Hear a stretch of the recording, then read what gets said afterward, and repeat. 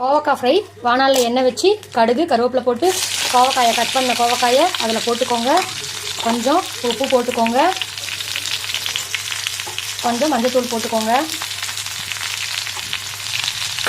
நல்லா மிக்ஸ் பண்ணி அப்படியே வேக வைங்க.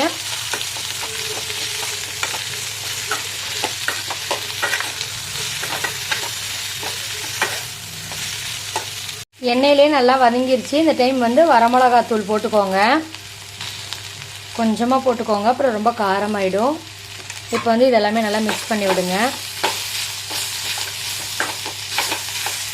இது சாம்பாருக்கு ரசத்துக்கு எல்லாமே நம்ம இதை சைடிஷாக வச்சுக்கலாம். தயிர் சாதத்துக்கு சூப்பராகவே இருக்கும்.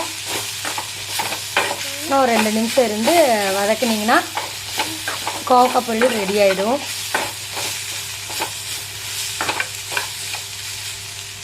கோவக்காய் பொரியல் ரெடி.